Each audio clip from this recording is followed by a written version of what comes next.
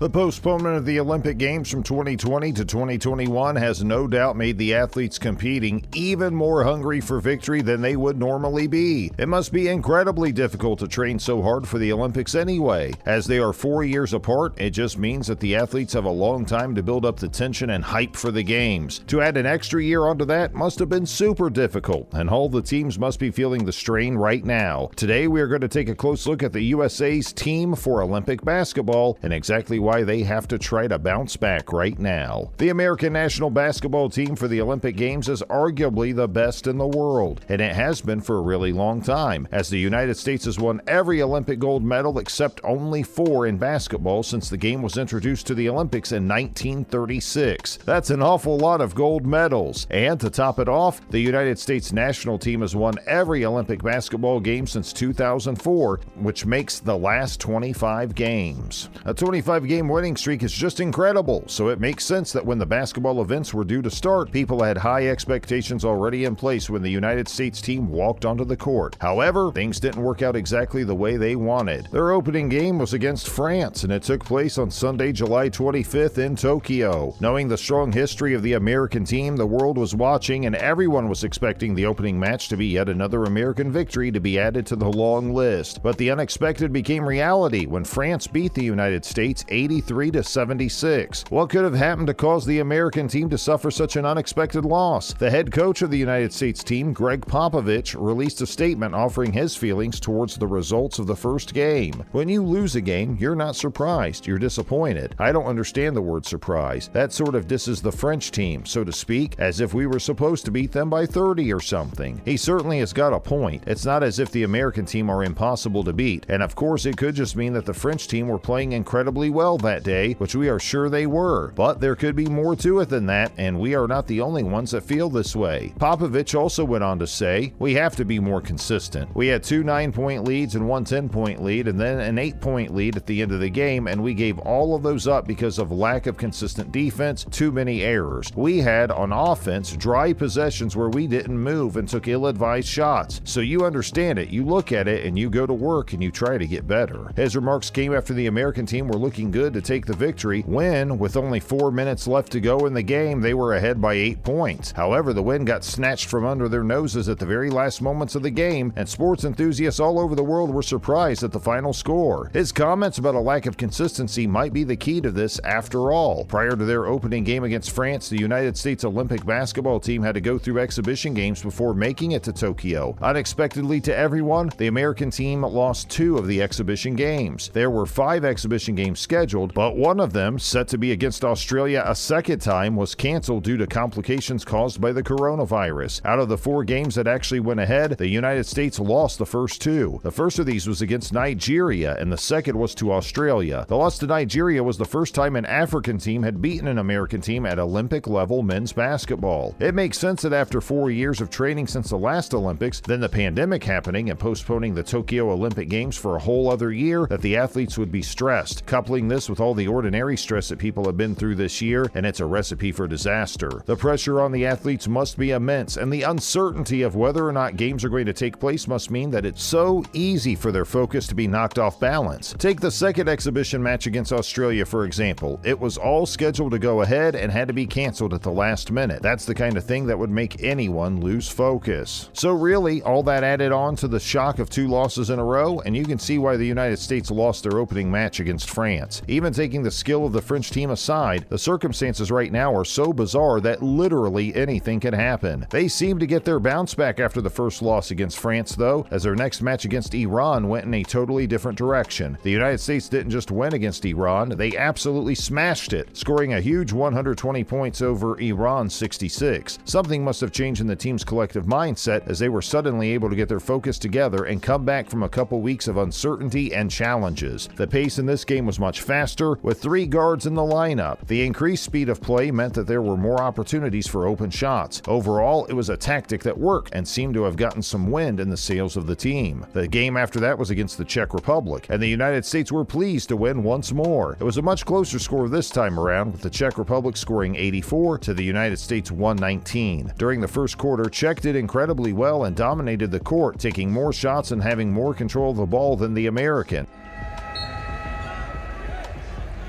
were a little worried about the Czech Republic being a little bit intimidating at times. Taking it to the basket strong.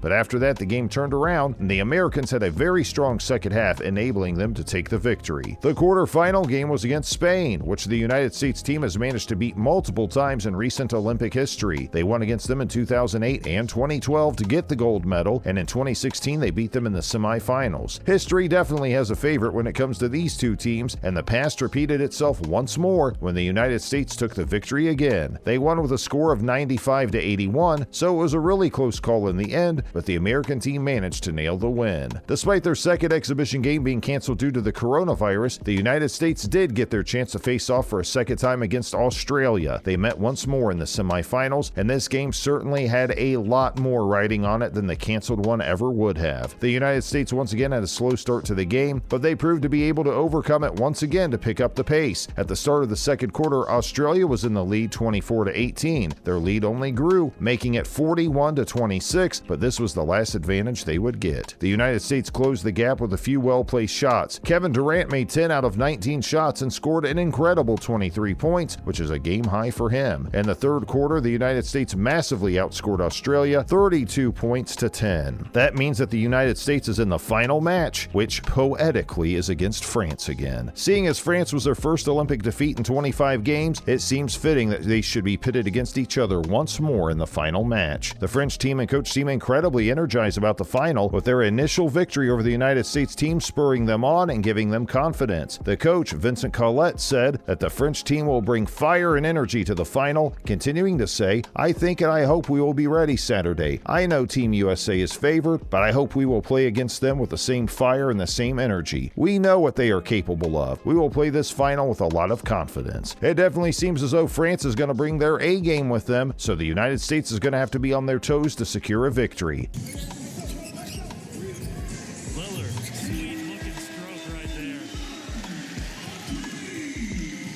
After their bounce back from an initial defeat, it seems as though anything is possible, and we can only expect the unexpected in the Olympics this year. And with that, we wrap up today's video. Thanks for watching.